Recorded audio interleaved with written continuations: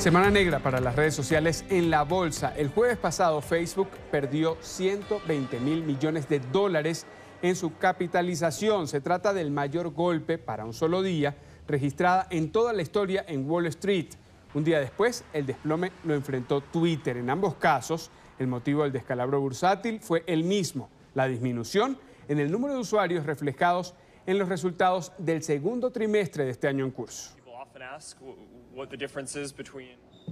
El tema de la bolsa, un tema complejo de analizar, difícil de entender. Por eso saludamos a esta hora en Atlanta a Alberto Padilla, periodista internacional, experto en temas económicos y financieros, y a quien en muchas ocasiones consultamos para que nos explique de una forma digerible este movimiento en la bolsa. Alberto, muchísimas gracias por estar con nosotros en el informativo. ¿Qué tal? Muchísimas gracias. Buenos días a todos. La mayor pérdida para una empresa en un solo día en Wall Street, 120.000 millones de dólares el jueves para Facebook, una situación similar para Twitter el viernes. ¿A qué se debe este fenómeno? Se atribuye a la disminución de sus usuarios, pero ¿qué otros factores afectan la situación y la estabilidad en la bolsa?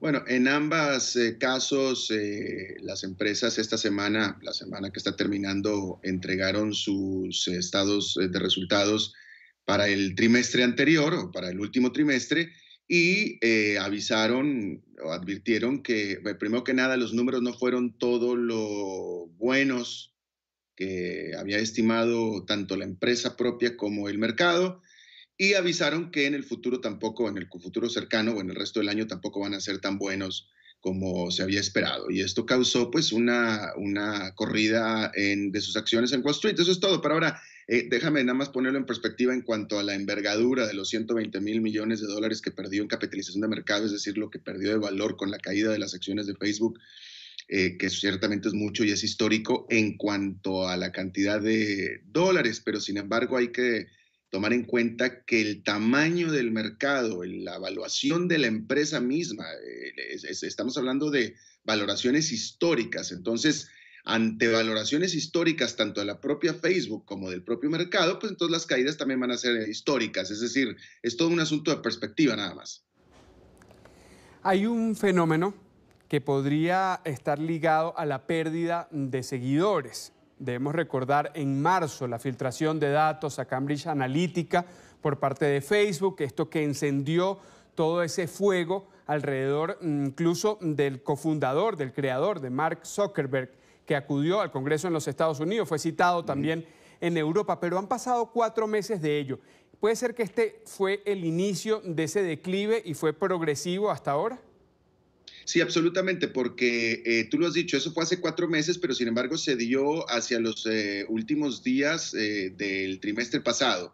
Y sí, esta noticia tiene totalmente que ver, o ese evento tiene totalmente que ver con los resultados de Facebook, pero hay que entender una cosa: no tanto es por el efecto como tal que el escándalo de Analytica tuvo sobre Facebook, sino más bien por la reacción y las reformas que Facebook ha tomado y ha decidido tomar a raíz del asunto de Analytica. Y eso es lo que ha venido afectando. Es decir, desde que sucedió aquel evento de Analytica, el propio presidente de Facebook, el fundador Mark Zuckerberg, él dijo que iba a tener más cuidado y a depurar más tanto los usuarios, la calidad de los usuarios, como la información que él maneja al respecto. Entonces, están cambiando ellos. No es tanto que hayan tenido una corrida de usuarios o de gente que usa Facebook,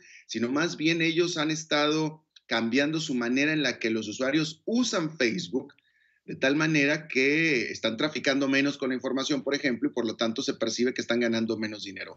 Ahora, voy a dar también otra vez una perspectiva. El mercado estaba esperando.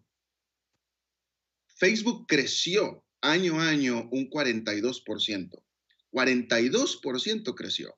Pero sin embargo, los analistas esperaban que creciera aún más. O sea, 42% es un crecimiento absolutamente extraordinario en cualquier negocio, en cualquier rama, en cualquier industria del planeta. Y aún así el mercado está esperando. Entonces, vaya, a mí me parece que 42% es un crecimiento bastante saludable. Lo que pasa es que en estos momentos que hay demasiada pues demasiadas expectativas, demasiado irreales, demasiado altas, pues es francamente, son sueños esperar que alguien crezca más de un 40% durante mucho tiempo. Así es que me parece a mí que a la larga o a la corta incluso un crecimiento como el 42%, aunque fuera de 30% año a año para cualquier negocio, es un crecimiento espectacular. Solo segundos, Alberto, ¿es recuperable esto para este 2018? Por supuesto, claro que sí, lo vas a ver dentro de un año, absolutamente. Incluso me parece a mí que estas medidas que están tomando tanto Twitter como Facebook para manejar de mejor manera la información de los usuarios, creo que va a causar mucho más confianza entre los usuarios, lo cual a largo plazo van a acaparar, van a llamar la atención de más usuarios.